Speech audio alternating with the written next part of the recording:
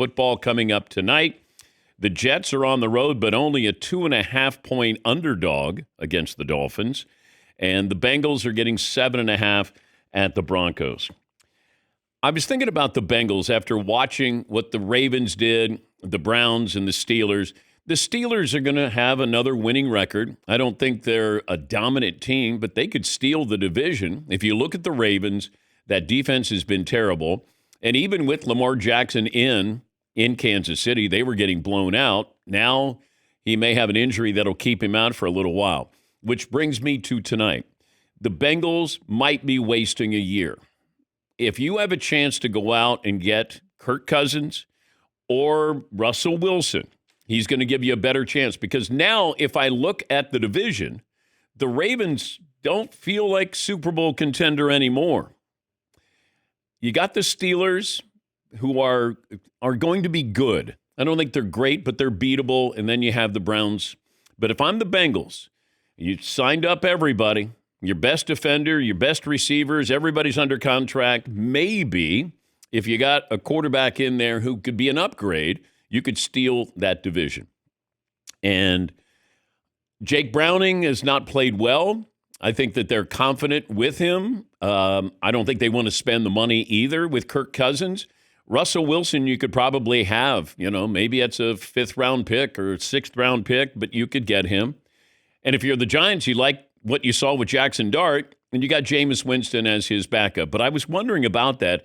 If you're the Bengals, do you survey now that division? Everybody's been outscored in that division, and it doesn't seem it. We thought it was going to be a great division. Right now, it's not. But take a shot. Do you want to waste another year? And Joe Burrow maybe could come back in the playoffs, maybe with that turf toe surgery. But I was thinking about that might be something. If you're the Bengals, okay, we should kick the tires on this, because we have a chance here, a lot better chance than people thought. All right, after what happened over the weekend, the Super Bowl odds updated by DraftKings, the Bills are the favorites, followed by the Eagles. Packers and Ravens are tied, and then closely behind is the Lions, and then the Chiefs. Interesting that the Chiefs now feel like, okay, you get Xavier Worthy back, and all of a sudden, because that offense wasn't very threatening, now all of a sudden you give Mahomes a play toy. Rashee Rice will be coming back soon. So now we're going to get a true sense of, is Kansas City still that elite team, or one of those elite teams? The Chargers, they chargered. You were 3-0, and this is, you go West Coast to East Coast. You have a early call time. You're going against a rookie, and I thought Jaxson Dart played well enough to keep them in the game. Justin Herbert did not play well. And, it's 3-0 against 0-3. That was the surprising part of that the Giants are the first 0-3 team to beat a 3-0 team since 2008.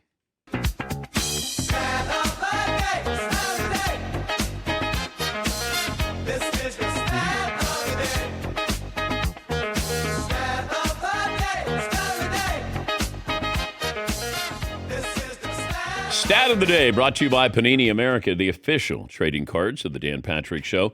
But if you look at this, if you're a Giants fan, and you go, okay, we didn't like our quarterback situation. All of a sudden, maybe Jaxson Dart is our future.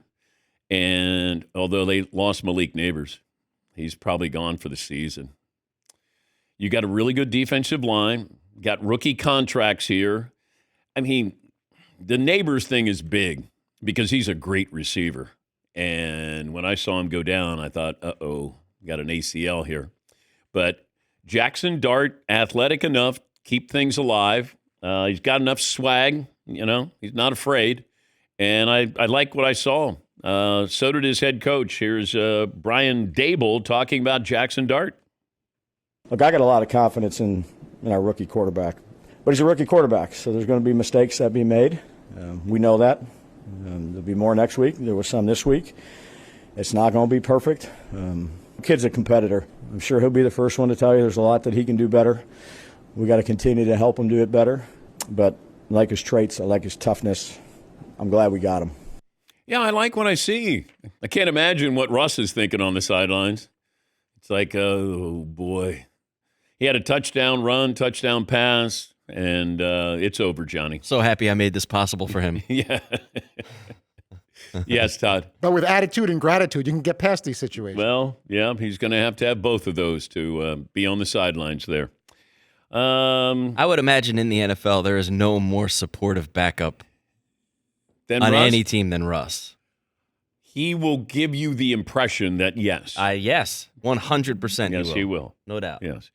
The Cowboys and the Packers, it's one of those where you have a great meal and then there's no dessert.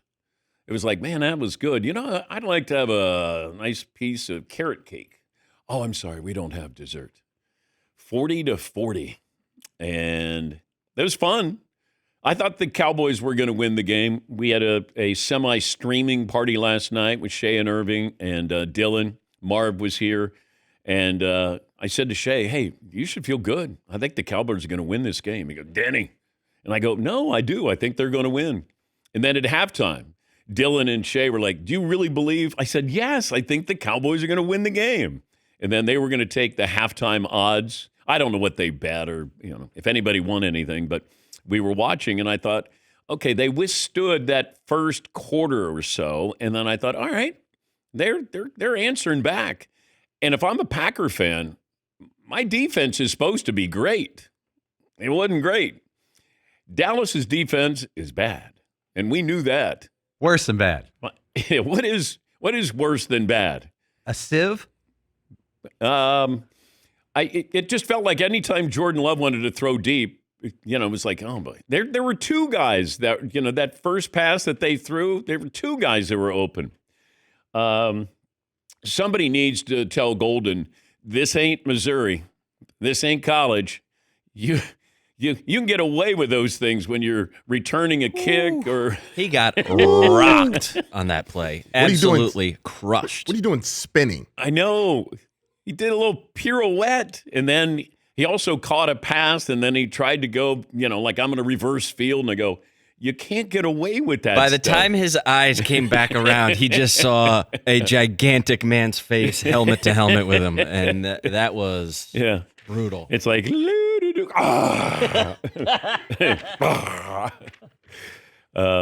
but it's a tie, and a lot of people probably were like, wait a minute, in the regular season you can have a tie, not in the postseason.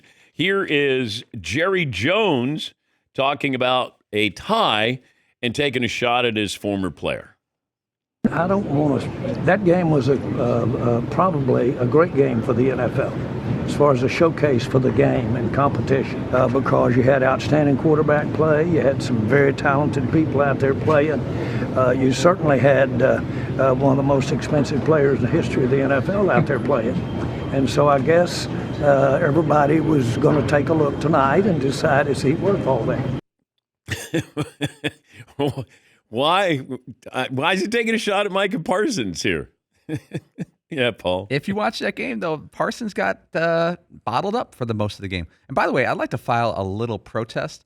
That was not a sack on that last play. No, it wasn't. Dak Prescott was running forward, which does not nullify a sack, but he just crossed the line of scrimmage, and I looked at the spot. The spot's a foot ahead. So that means if you cross the line of scrimmage, it's not a sack. Yeah. But a lot of people cashed that check yesterday. Yeah. But it was, I think, his over under was 3/4 of a sack. Does that sound right, Marvin? Yep. I know Shay and Dylan, one took the over, one took the under. But yeah, no, it was fun to watch. It's certainly back and forth. It was just 40-40. Yes, Todd. You said it was like not getting dessert afterwards. I would go even a step further, especially for those of us on the East Coast that stayed up till after midnight. That's like being handed the bill as well at the restaurant. Not only you're not getting dessert, you're paying for everybody, sitting there and watching it end in a tie. Here is Micah Parsons talking about his late game tackle with the game on the line. It's just all about not letting my teammates down, going 100% every play. I owe it to every person in the organization, every person in that locker room to give my absolute best every time. So I don't look at the play as I think I'm here and on this podium because I'm supposed to make that play. not because it's like, oh my God, he made a play. Like, I'm supposed to make that play. I'm supposed to help our defense. That's the reason why I was brought here. Like, making plays is what I'm supposed to do. Taking over games is what I'm supposed to do. I don't think that, like, I should be rewarded for that play. Like, that's the reason why I'm here. I agree. Should have made some more plays. That would have helped. But that defense, I was a little surprised there. And they don't even have CeeDee Lamb. Pickens played great. Dak played really well. I thought that, once again, offense seems to be okay. But CeeDee's going to be out for a few more weeks. But Pickens played well. Yeah, Paul? At the end of overtime, the Packers cruised down the field in third, and just they're all set. But then on third down, they don't make it. So it's 4th and 14. And it appeared that they didn't even consider going for it on 4th and 14. Why don't you go for the win there if you're the Packers? Yeah. Against a horrible defense? Yeah. You got to come out with something. You can't come out with a loss.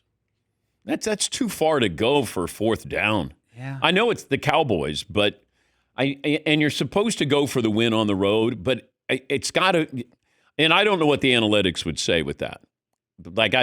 And maybe it says no certain yardage you don't, or certain place on the field. I don't know that, but I understood what they were doing. I didn't like that they were going to do that, but that's just me as a fan. You can't come out with a loss. You can't put up 40 and come away with the loss. And I think if you're Green Bay, you got some work to do here. And I don't think we thought that after we saw what they did to Detroit. And Detroit all of a sudden has come back. And, I mean, granted, they're playing the Browns. We don't know what we have with Minnesota. I think that's another one to keep an eye on because, this isn't J.J. McCarthy yet. Carson Wentz is a good backup quarterback, but he made some really bad mistakes late in the game there. The numbers are deceiving there. But now you got to wonder, J.J. McCarthy going to be able to play and, injury prone? And that's a good team. They're ready to win now. It's sort of like the Bengals that, now you got to find out, do you bring in another quarterback? Are you comfortable with Carson Wentz? I don't know J.J. McCarthy's time frame here. But watching that, I was like, I don't know. I'm not quite sure. A tie last night, an entertaining tie. And I think I have more questions about the Packers than I do the Cowboys. Like, I sort of know who the Cowboys are. They're going to be okay. They'll be fun, entertaining. But the Packers defense, that was what was surprising because you're supposed to be really good. And now all of a sudden you don't look at the Packers, after the loss against Cleveland, like, man, you guys are stale, struggling. And prior to that, everybody loved it. It was like, Packers, man, they're best team in football. And I was like, it's only a couple of weeks here. And, we kicked the Lions to the curb. We kicked the Chiefs to the curb. All of a sudden you see when Patrick Mahomes has a little bit of speed there to break things up, big difference. But the questions with the Ravens. You're a bad defense. I don't think you're fixing that. They're not even bad. They're embarrassing. They're embarrassing. They're embarrassingly bad. And you're watching and you're going, and, Lamar got hurt, but they were getting blown out before he got hurt. Now, if he's going to be out for a couple of weeks and you start to look at this, and I think we were okay that they went toe-to-toe with Buffalo. They went toe-to-toe with the Lions.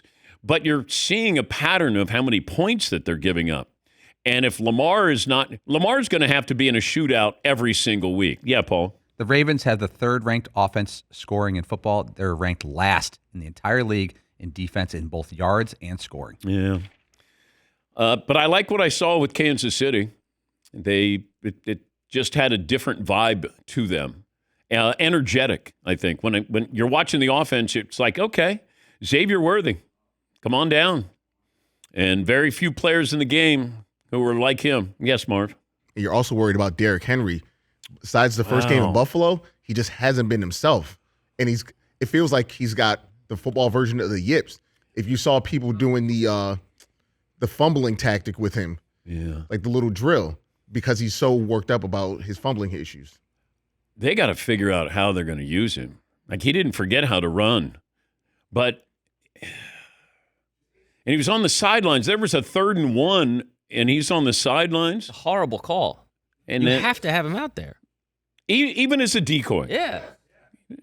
But when you give him 8 carries, man, I don't know. I like how upset we're all getting. Like, we're offended by what the defense is doing for the Ravens. Well, no, I'm upset for Derrick Henry because he's our guy. But they're such a frustrating team because they're really good but every the year. Ravens used to lead with their defense. Yeah, that's why. It's egregious what that defense is doing to the offense. Yeah. Yeah. But that's one of those where you go, these guys look out of sync. They can't stop anybody. And, I mean, this is a Kansas City offense that hasn't been great. And all of a sudden, they look like, circa 2019. Yes, Marv. Have you seen situations on different football teams where one side of the ball is angry with the other because they're not holding up their end of the bargain? It happened with the Ravens, with Trent Dilfer. They went to him. Ray Lewis told me the story, and Shannon Sharp, echoed the same thing. He was like, "Hey, all you got to do is give us 10 points. You guys score 10 points, we'll win the game." That's all they were asking for. You just get 10 and we'll win. Yes, Eaton. To be fair to the Ravens on defense, the injury situation is brutal. Yeah, brutal. True. That's crisis level. Yeah. But everybody has, it's hard to keep your team healthy. It is, survival. It's attrition. And they want to add another game. Yeah, nothing to see here. Play another game. Everybody gets another paycheck.